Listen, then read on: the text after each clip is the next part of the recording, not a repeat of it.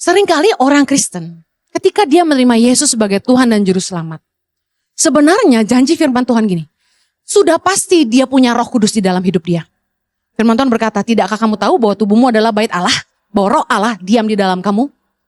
Dan tadi firman Tuhan berkata, tidak ada seorang pun bisa mengaku Yesus adalah Tuhan selain oleh Roh Kudus. Berarti menurut Anda, waktu orang terima Yesus sebagai Tuhan dan Juru Selamat, mereka punya Roh Kudus gak? Meskipun mereka tidak berbahasa roh, mereka punya Roh Kudus. Tetapi, kenapa hidup banyak orang yang percaya pada Yesus tidak berubah? Kita itu kayak dibutakan oleh nikmatnya dosa. Sehingga kita bisa gini loh, udah gak masalah, gue tahu dosa tapi udah biar aja. Habis enak sih.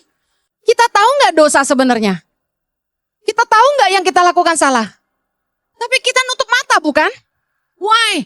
Bukan karena mata hati kita buta, tapi kita sengaja membutakan mata hati kita.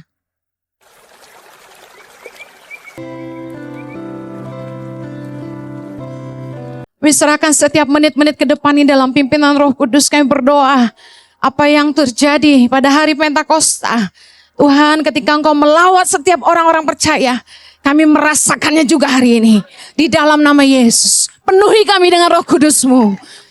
Rendam kami, benam kami dalam Roh Kudus-Mu Tuhan. Thank you Jesus. In the name of Jesus we pray. Yang siap diberkati Tuhan, sama-sama kita katakan. Amen. Silakan duduk kembali. Haleluya. Katakan God is awesome. Dalam Kisah Rasul 2, lawatan Roh Kudus begitu luar biasa. Dikatakan dalam Kisah Rasul 2, ayat kedua, tiba-tiba turunlah dari langit suatu bunyi seperti tiupan angin keras yang memenuhi seluruh rumah di mana mereka duduk. Dan tampaklah kepada mereka lidah-lidah seperti nyala api yang bertebaran dan hinggap pada mereka masing-masing. Ayat keempat dikatakan, maka penuhlah mereka dengan Roh Kudus. Lalu mereka mulai berkata-kata dalam bahasa-bahasa lain seperti yang diberikan oleh Roh itu kepada mereka untuk mengatakannya. Ayat ke-6 berkata gini, ketika turun bunyi itu, berkerumunlah orang banyak. Mereka bingung karena mereka masing-masing mendengar rasul-rasul itu berkata-kata dalam bahasa mereka sendiri. Mereka semua tercengang-cengang dan heran lalu berkata, bukankah mereka semua yang berkata-kata itu orang Galilea? Bagaimana mungkin kita masing-masing mendengar mereka berkata-kata dalam bahasa kita sendiri? Yaitu bahasa yang kita pakai di negeri asal kita. Kita orang Parsia, Media, Elam, penduduk Mesopotamia, Yudea dan Kapadokia, Pontus dan Asia, Frigia dan Pamfilia, Mesir dan daerah-daerah Libya yang berdekatan dengan Kirene. Pendatang-pendatang dari Roma, baik orang Yahudi maupun penganut agama Yahudi, orang Kreta dan orang Arab. Kita mendengar mereka berkata-kata dalam bahasa kita sendiri tentang perbuatan-perbuatan besar yang dilakukan kata Allah. Katakan haleluya. Luar biasa, tanda awal yang dialami oleh murid-murid Yesus ketika Roh Kudus memenuhi mereka adalah lidah-lidah api menghinggapi setiap mereka dan tiba-tiba mereka kepenuhan Roh Kudus dan mereka mulai berkata-kata dengan bahasa-bahasa lain yang terjemahannya adalah bahasa asing yang sebenarnya mereka masing-masing tidak pernah tahu bahasa itu. Di situ berkumpullah orang-orang saleh yang kemudian datang dari berbagai daerah, dari berbagai negara. Dan mereka heran karena murid-murid Yesus yang notabene adalah orang Galilea, kenapa bisa mengerti bahasa mereka? Ibaratnya kita nggak pernah belajar bahasa Jepang, bisa berbahasa Jepang karena kepenuhan Roh Kudus. Luar biasa. Bahasa lain dikatakan gitu. Dan anehnya gini, mereka mengucapkannya dalam berbagai bahasa supaya dimengerti oleh orang-orang yang ada di situ. Tuhan bekerja luar biasa. Dan punya satu arti, yaitu mereka menceritakan tentang perbuatan-perbuatan besar yang dilakukan Allah. Keren gak? Ini adalah tanda awal ketika Roh Kudus pertama kali dicurahkan pada hari Pentakosta. Tapi kita tahu bahwa hari ini ada bahasa roh lain yang bukan bahasa asing, tetapi bahasa yang tidak dipahami manusia. Yang tadi pagi saya khotbah tentang fungsi bahasa roh, bahwa bahasa yang asing dan bahasa roh yang tidak dipahami, keduanya itu untuk membangun jemaat. Dan ketika bahasa roh itu digunakan di tengah jemaat, harus ada orang yang menafsirkannya. Dan kalau tidak ada orang yang menafsirkannya, kita tidak boleh menggunakan bahasa roh di pertemuan jemaat. Yang boleh adalah nubuatan karena itu membangun.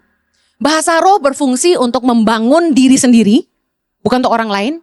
Bahasa roh merupakan bahasa yang hanya Tuhan yang tahu, menolong kita berdoa sebagai bahasa doa kita kepada Tuhan untuk mengatakan hal-hal yang kadang-kadang waktu kita dalam kesesakan sulit untuk kita doa dan kita nggak tahu kita mesti doa apa. Nah sore hari ini saya nggak bahas tentang fungsi bahasa roh karena Anda bisa nonton nanti di rumah nanti malam. Saya khotbah jam 10 tadi sudah ada di YouTube. Fungsi bahasa roh. Saya mau khotbah sore ini tentang karya Roh Kudus dalam hidup kita. Nah, yang saya mau tekankan adalah gini. Banyak sekali pertentangan antara berbagai denominasi maupun komunitas gereja tentang pengertian bahasa roh. Dan kita tahu bahwa perdebatan itu tidak penting sebenarnya. Karena kita hanya pegang apa yang ada di firman Tuhan. Nah, bukan bahasa rohnya yang penting, tetapi bagaimana Roh Kudus berkarya dalam hidup kita. Yang mengerti katakan amin. Buah Roh Kudus yang pertama, buah karya Roh Kudus yang pertama adalah ini. Kelahiran baru dan perubahan hidup. Kelahiran baru dan perubahan hidup.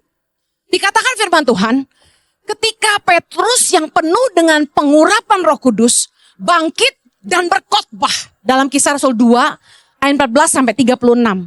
Lawatan Roh Kudus membuat mereka semua yang hadir terjamah dan dikatakan ada kurang kira-kira 3.000 orang menyerahkan diri mereka untuk dibaptis. Kita lihat dalam Kisah Rasul 2 ayat 37. Kita baca sama-sama. Ketika mereka mendengar hal itu, hati mereka sangat terharu. Lalu mereka bertanya kepada Petrus dan rasul-rasul yang lain, apakah yang harus kami perbuat, saudara-saudara? Ayat 38. Jawab Petrus kepada mereka, bertobatlah dan hendaklah kamu masing-masing memberi dirimu dibaptis dalam nama Yesus Kristus untuk pengampunan dosamu, maka kamu akan menerima karunia Roh Kudus. Perhatikan. Mereka mendengar Petrus berkhotbah dengan luar biasa. Dan kita tahu, sebelum Yesus disalib, Petrus adalah seorang murid yang penakut dan menyangkal Kristus. Tetapi ketika Roh Kudus memenuhi hidupnya, dia menjadi Petrus yang sangat berani. Dia bangkit dan berkhotbah dengan sangat luar biasa. Karena itulah, setiap kali saya mau khotbah, saya selalu meminta Roh Kudus menolong saya. Karena hanya kuasa yang diberikan Roh Kudus yang memampukan saya berkata-kata. Ketika Petrus berkhotbah, dikatakan dalam Kisah Rasul 2 ayat 37.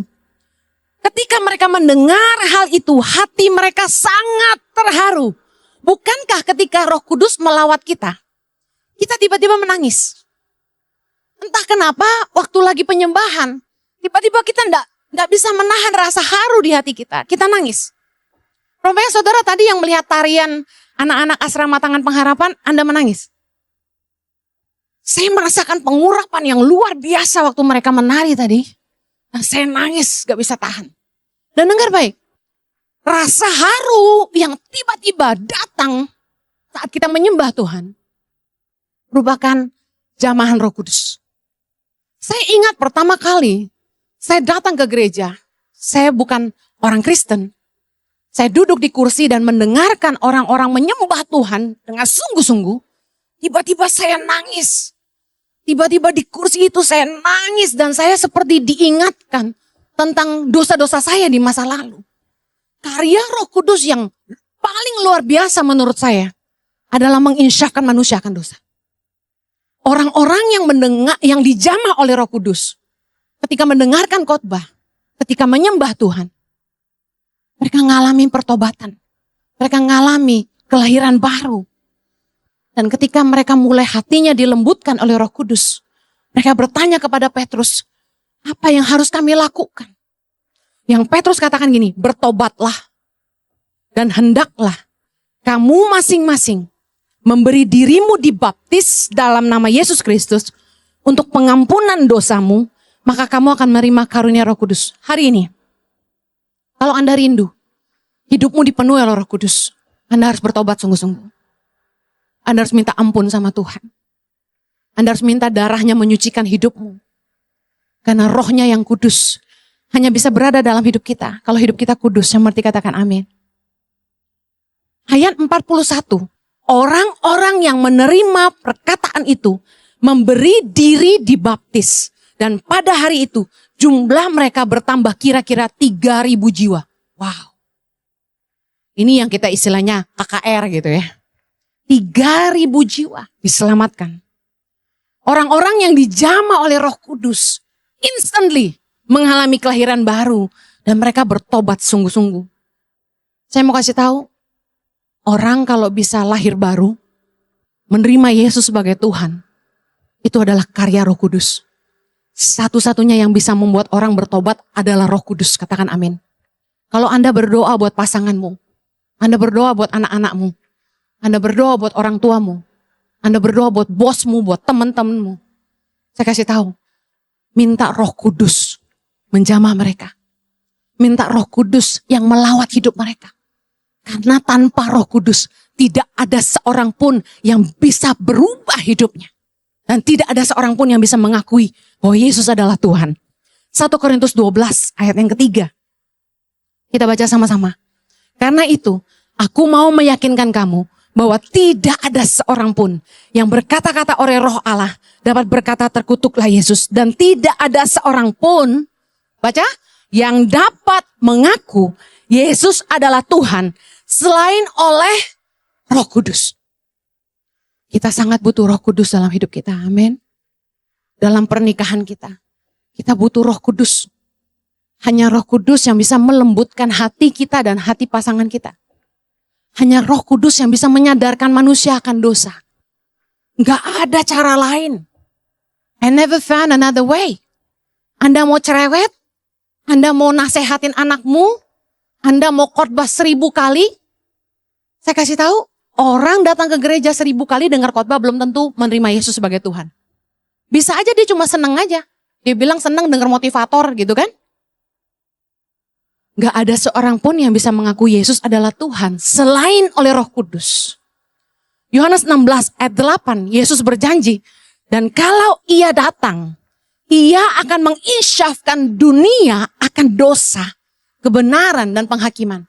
Bukankah Roh Kudus adalah hadiah yang Yesus berikan bagi kita?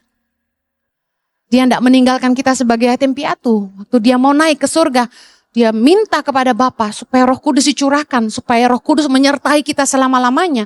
Dan Roh Kuduslah yang menginsyafkan dunia akan dosa. Kalau Anda rindu pasanganmu, anak-anakmu, orang tuamu bertobat, Anda perlu minta Roh Kudus menjamah hidup mereka. Roh Kuduslah yang menyadarkan kita akan segala dosa-dosa dan pelanggaran kita. Rasanya kayak gimana Bu Heni? Rasanya tuh kayak out of the blue, Anda merasa begitu terharu, dan tiba-tiba Anda diingatkan sama semua hal, dosa, perbuatan-perbuatan salah yang sebenarnya gak ada orang tahu. Tapi Roh Kudus singkapkan dan kamu disadarkan. Saya bersalah. 2 Korintus 3 ayat 16. Tetapi apabila hati seorang berbalik kepada Tuhan, maka selubung itu diambil daripadanya. Sebab Tuhan adalah roh, dan di mana ada roh Allah, di situ ada kemerdekaan. Kita heran orang tuh kenapa gak bisa lepas-lepas dari dosa seksual. Gak bisa lepas-lepas dari pornografi. Gak bisa lepas dari ngomong jorok. Gak bisa lepas dari drug. Gak bisa lepas dari rokok dan lain sebagainya. Saya percaya kuncinya adalah gini. Dia harus berbalik sungguh-sungguh. Katakan berbalik sungguh-sungguh. Seringkali orang Kristen ketika dia menerima Yesus sebagai Tuhan dan Juru Selamat. Sebenarnya janji firman Tuhan gini. Sudah pasti dia punya Roh Kudus di dalam hidup dia. Firman Tuhan berkata, tidakkah kamu tahu bahwa tubuhmu adalah bait Allah? Bahwa Roh Allah diam di dalam kamu? Dan tadi firman Tuhan berkata, tidak ada seorang pun bisa mengaku Yesus adalah Tuhan selain oleh Roh Kudus. Berarti menurut Anda, waktu orang terima Yesus sebagai Tuhan dan Juru Selamat, mereka punya Roh Kudus gak? Meskipun mereka tidak berbahasa roh, mereka punya Roh Kudus. Tetapi, kenapa hidup banyak orang yang percaya pada Yesus tidak berubah? You wonder why Christians masih hidup dalam dosa. Even yourself, maybe even myself. Why? Kuncinya di sini. Apabila hati seorang berbalik kepada Tuhan, maka Roh Kudus akan mengangkat selubung itu. Selubung itu apa? Waktu kita hidup dalam dosa, kita itu kayak dibutakan oleh nikmatnya dosa. Sehingga kita bisa gini loh, udah gak masalah, gue tahu dosa tapi udah biar aja. Habis enak sih. Ada yang komen di Instagram saya tentang perselingkuhan. Dia jawab gini, selingkuh enak lagi. Gue delete langsung. Gak menginspirasi. Kenyataannya bukankah begitu Bapak Ibu? Kita tahu gak dosa sebenarnya? Kita tahu gak yang kita lakukan salah? Tapi kita nutup mata bukan? Why? Bukan karena mata hati kita buta. Tapi kita sengaja membutakan mata hati kita. Makanya orang gak akan berubah hidupnya kalau hatinya tidak berbalik kepada Allah. Mengambil keputusan bulat untuk meninggalkan dosa. Mau berhenti dari perselingkuhan. Mau keluar dari hidup dosa. Anak Tuhan banyak yang terikat pornografi. Orang Kristen banyak yang mulutnya kotor. Ngomong jorok. Why? Karena kamu harus buat keputusan untuk berbalik kepada Allah. Udah gue gak mau main-main lagi sama dosa. Gue mau sungguh-sungguh ikut Tuhan. You know, kalau Anda sudah pernah hampir mati, kira-kira begitulah orang hatinya berbalik kepada Tuhan. Ketika Anda hampir mati, lalu Anda diberi kesempatan hidup sama Tuhan, you know how that feel. Anda akan tahu bahwa hidup gue kesempatan, gue harus sungguh-sungguh ikut Tuhan. Yang mengerti katakan amin.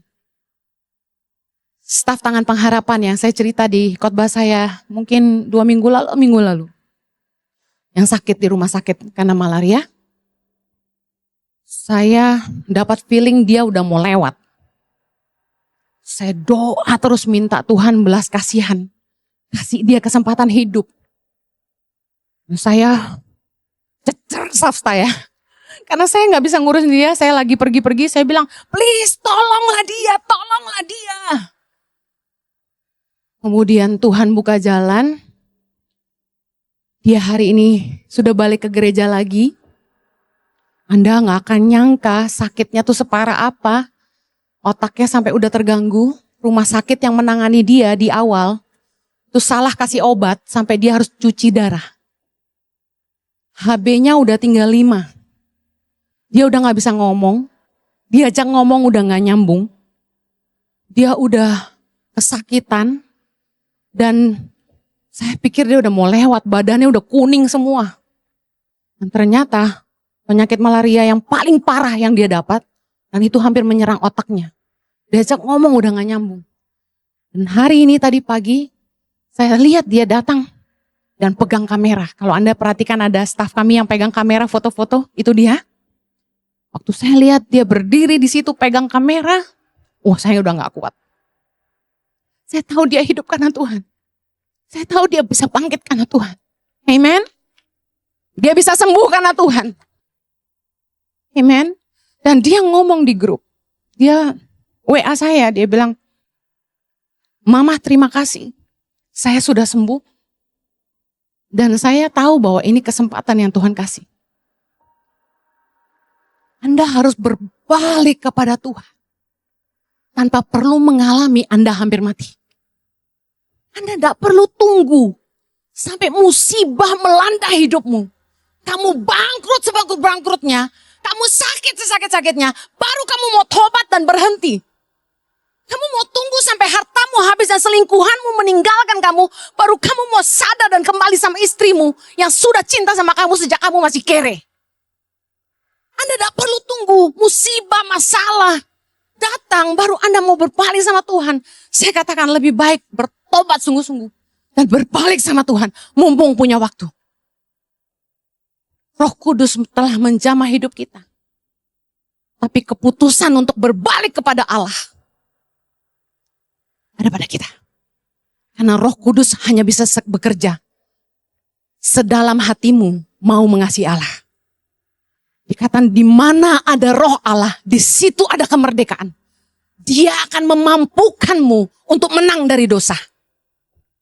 Roh Kudus akan memampukan Anda untuk keluar dari dosa. Percayalah, saya ngalami itu. Tapi kuncinya hatimu harus berbalik, artinya kamu harus bertobat. Repentance, metanoia, artinya berbalik 180 derajat. Ini pengertian berbalik kepada Allah. Anda harus bertobat sungguh-sungguh. Kalau Anda tahu bahwa karaktermu begitu buruk, kamu membuat anak, pasangan, pembantu, staf menderita karena karaktermu, Anda harus berubah. Bu, susah bu. Orang yang selalu marah, bentak-bentak karyawan, bentak istri, bentak suami, bentak anak. Pasti hidupnya tidak menyenangkan. Anda pasti tidak mau seperti itu, saya yakin. Siapa yang tidak senang disukai sama pasangan? Siapa yang tidak senang disayang sama suami, disayang sama istri, disayang sama anak, disayang sama staf? Semua orang pasti mau, amin. Saya yakin orang yang demikian, dia terpenjara. Dia pengen bebas dari karakternya yang suka marah. Tapi bagaimana caranya dia berhenti marah? Saya kasih tahu. Anda harus sungguh-sungguh bertobat. Mengambil keputusan. Aku tidak mau marah. Karena firman Tuhan berkata, kemarahan manusia tidak mengerjakan kebaikan di hadapan Allah. Amin. Tanda orang-orang yang memiliki roh Allah di dalam hidupnya adalah mereka mampu meninggalkan keinginan daging dan mengikuti keinginan roh. Roma 8 ayat yang ke-9. Kita baca baik-baik. Tetapi kamu tidak hidup dalam daging, melainkan dalam roh jika memang roh Allah diam di dalam kamu. Tetapi jika orang tidak memiliki roh Kristus, ia bukan milik Kristus. Ulang baik-baik, baca. Kamu tidak hidup dalam daging, melainkan dalam roh, jika memang roh Allah diam di dalam kamu. Tanda orang punya roh Allah dalam hidupnya. Dia nggak akan lagi ngikutin keinginan dosa.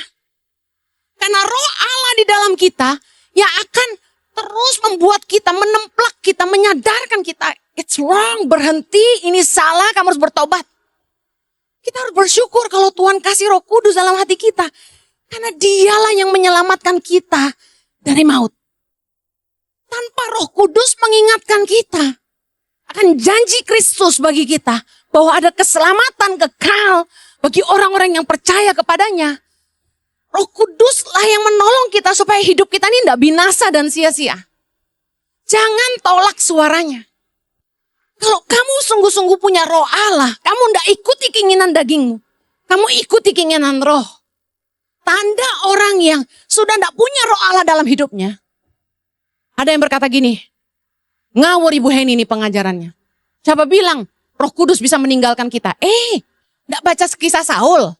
Roh Allah telah meninggalkan Saul. Ingat apa yang Daud doakan? Jangan ambil rohmu daripadaku. Anda pikir kalau Anda terus hidup dalam dosa, dalam daging, roh Allah kira-kira betah tidak tinggal dalam kita? Kita sebut dia apa? Roh Kudus. Bisa enggak Roh Kudus tinggal di dalam bait yang tidak kudus? Nggak akan betah. Saya nggak tahan tinggal di rumah yang berantakan.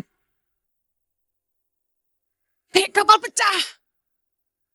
Saya kalau numpang di rumah orang, kalau saya lagi pelayanan keluar gitu, saya numpang di rumah orang, gak kuat gua. Langsung roh pembantunya keluar. Ngerti? Suka bantu-bantu maksudnya. Langsung ambil sikat, ambil sabun, lemari dapurnya gua sikatin. Banyak minyak, percik-percik. Gak kuat saya. Saya koset lantai kamar mandinya. Toiletnya. Meja makan ada pensoplas, kaos kaki, jam tangan, penggaris, kunci. Bingung gue, ini orang hidup kayak apa sih? Saya rapiin semua. Anda mau tahu Roh Kudus bertanda hidup di dalam hidupmu? Lihat bagaimana kamu hidup. Manifestasi dari apa yang ada di dalam akan keluar. Rumahmu berantakan enggak? Hidupmu berantakan enggak? Kalau cara hidupmu berantakan, kurang lebih begitulah yang di dalam. Kacau. Saya yakin Roh Kudus enggak akan betah tinggal di hidup yang tidak kudus. Karena keinginan daging berlawanan dengan keinginan roh, kata firman Tuhan. Buah dari karya Roh Kudus yang pertama tadi adalah kelahiran baru dan pertobatan. Yang kedua, karya Roh Kudus memimpin hidup orang percaya. Dikatakan dalam Yohanes 16 ayat 13. Tetapi apabila ia datang, yaitu roh kebenaran, ia akan memimpin kamu ke dalam seluruh kebenaran. Sebab ia tidak akan berkata-kata dari dirinya sendiri, tetapi segala sesuatu yang didengarnya, itulah yang akan dikatakannya. Dan ia akan memberitakan kepadamu hal-hal yang akan datang. Ia akan memuliakan aku, sebab ia akan memberitakan kepadamu apa yang diterimanya daripadaku. Dikatakan gini, Roh Kudus itu yang akan memimpin kita dalam seluruh kebenaran. Jadi Roh Kudus itu akan selalu nuntun kita, supaya jalan kita benar. Begitu kita salah, dia itu roh yang luar biasa, yang ngingetin kita. Mungkin Anda bilang gini, kayak gimana tuh Bu Heni? Saya nggak tahu pengalaman Anda, apakah Anda pernah dengar suara lembut yang mengingatkan Anda? Anda ngomong kasar, tiba-tiba ada suara lembut yang gini, kamu harus minta maaf. Mungkin kamu nyakiti orang tuamu, kemudian ada roh yang lembut yang bisikin kamu harus minta maaf. Atau ada bisikan lembut yang bilang gini, hormati ayah ibumu. Kemudian kamu ketemu orang, kamu tahu dia susah. Kamu tahu dia menderita. Tiba-tiba ada roh yang lemah lembut di hatimu yang berkata gini, bantu dia. Mari tabur. Yang pernah ngalamin itu angkat tangan. Roh kebenaran dikatakannya akan memimpin hidup kita. Kemudian Roh Kudus juga yang akan memberitakan kepadamu hal-hal yang akan datang. Orang tuh seneng diramal. Orang paling seneng diramal, yes or no? Yes. Apa? Di Facebook pernah ketik namamu dan tanggal lahirmu. Facebook bisa kasih tahu masa depanmu. Zodiak. Ramalan show tahun ini. Tahun ini, tahun apa ya? Naga tanah. Emang ada naga laut ya? Beda lagi ya? Saya nggak tahu. Tapi manusia tuh seneng tuh. Wah, tahun hoki. Wah, tahun panas. Dikatakan gini, Roh Kudus, ia akan memberitakan kepadamu hal-hal yang akan datang. Lebih cun daripada dukun. Saya pernah diramal-ramal dulu, ya kan? Tapi bocun. Yang cun itu Roh Kudus. Masa saya berdoa, tiba-tiba Roh Kudus bilang gini, Heni, apa yang paling dibutuhkan oleh orang miskin? Zaman itu, gua gak pernah ngurusin orang miskin. Saya jawab, makanan atau uang? Roh Kudus bilang, bukan. Yang dibutuhkan orang miskin adalah keluar dari kemiskinan. Gue pikir-pikir, iya juga. Kalau lu sakit, lu gak pusing. Tuh ranjang rumah sakit dari King Coil, apa King. Lu maunya sembuh dan keluar dari rumah sakit, amin. Roh Kudus ngajarin saya, yang dibutuhkan orang miskin adalah keluar dari kemiskinan dan tolong mereka keluar dari kemiskinan. Roh Kudus itulah yang menuntun saya, sehingga hari ini Tangan Pengharapan ada sejak tahun 2007. Haleluya, Tuhan baik, amin. Ada lagi yang jomblo-jomblo angkat tangan. Saya doa, Tuhan siapa pasangan hidup saya? Roh Kudus jawab, Jojo. Gua gak bohong. Saya SMA kelas 2. Begitu Roh Kudus jawab Jojo, sebenarnya ada pesan sponsor.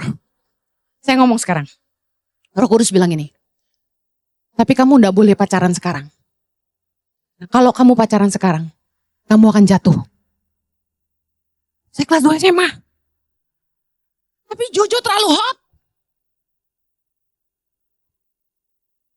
Main nyosor aja dia. Akhirnya kita pacaran deh. Dan seperti yang Roh Kudus katakan, kami jatuh. Kami belajar dari Roh Kudus. Dan kami bertobat. Dan kami dipulihkan Tuhan. Dan kami dipakai Tuhan. Sampai kami nikah. Amen. Roh Kudus luar biasa. Luar biasa. Anda yang punya anak-anak remaja, yang baru gede ABG, Saya kasih tahu, Anda butuh Roh Kudus. Anda tidak bisa pasang CCTV di jidat anakmu. Atau di lehernya dalam bentuk kalung. Ini yang ngasih saya ada rekaman gak sih di dalamnya? Jangan-jangan pengen tahu nih gue ngomong apa. Kita tidak bisa ngikutin anak kita. Kamu mau pacaran? Kemana? Bioskop? Nonton film apa? Oke, jam berapa? Oke, papa duduk di belakang kamu. Gak bisa gitu. Tapi kalau kita punya Roh Kudus. Roh Kudus itu yang bisa ngajarin kita. Jangan hidup dalam dosa. Serius, Roh Kudus itu roh yang luar biasa. Kita butuh Roh Kudus. Roh Kudus dikatakan juga dalam Yohanes 14 ayat 26. Dialah yang akan mengajarkan segala sesuatu kepadamu.